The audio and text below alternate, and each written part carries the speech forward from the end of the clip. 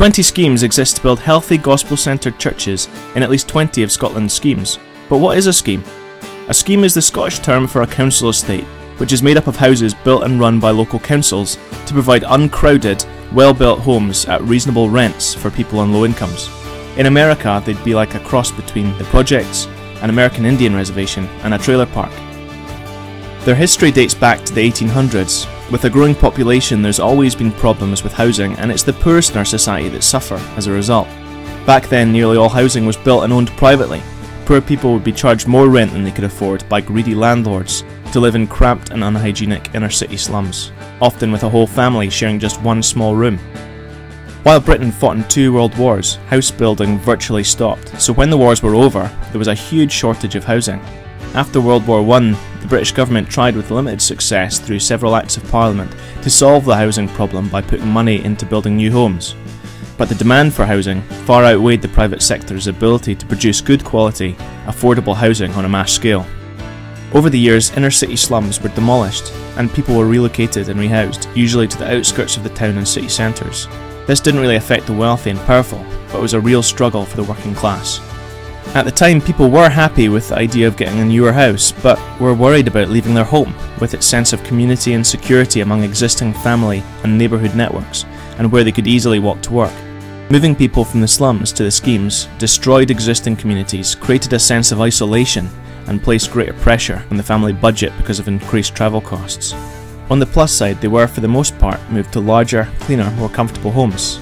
Many finally escaped the clutches of tyrannical private landlords and were treated more fairly with the opportunity to have their complaints heard and acted upon by their local authority or council. Around the 1960s, councils demolished their stock of old, terraced houses and replaced them with high-rise flats. In fact, they became a central feature in most of the UK's council estates and schemes. Again, the result was people left lonely and isolated in these buildings, despite living in better conditions.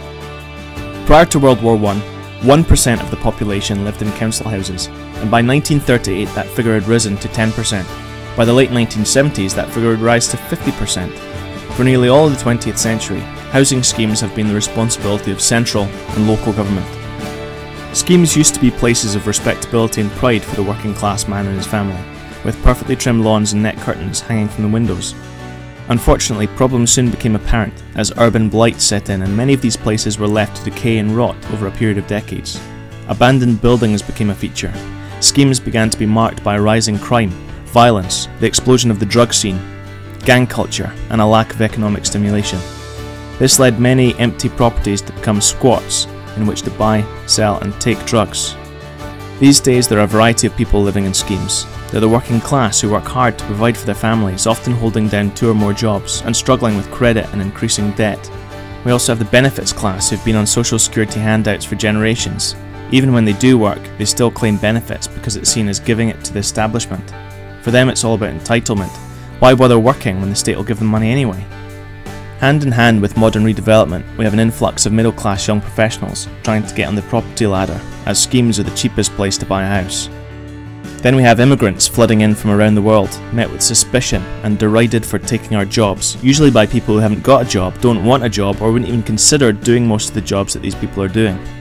These new groups bring with them their own worldview, often not understanding what it is to join a tight-knit scheme community where families have lived for generations. All of this is fed by a culture of medication that's commonplace, and a criminal underbelly that deals in street drugs, prescribed medication, and stolen goods as a matter of course.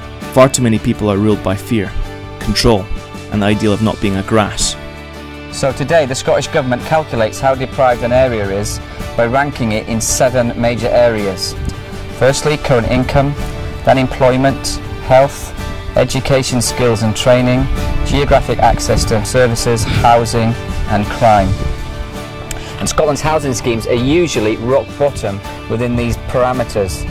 In Glasgow, for instance, there are more than 100 areas which we would designate housing schemes, or areas that fall into the list of urban deprivation. Schemes then are a real mixture of people. Opinions on them differ depending on your life history and experience of them.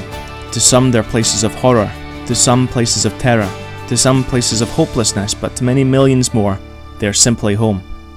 However, in the midst of all this poverty and deprivation, there's a far more serious problem facing Scotland's housing schemes.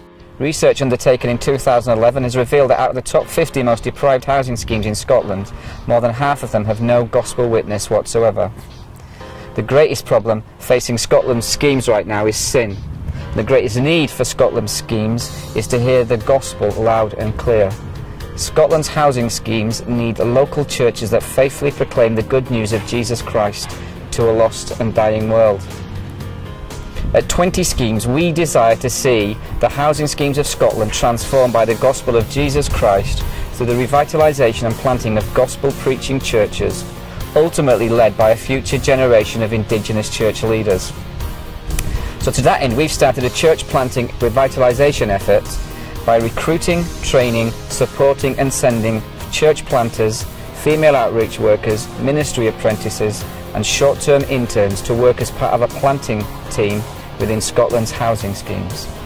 We believe that building healthy gospel-preaching churches in Scotland's poorest communities will bring true, sustainable and long-term renewal to many of these areas.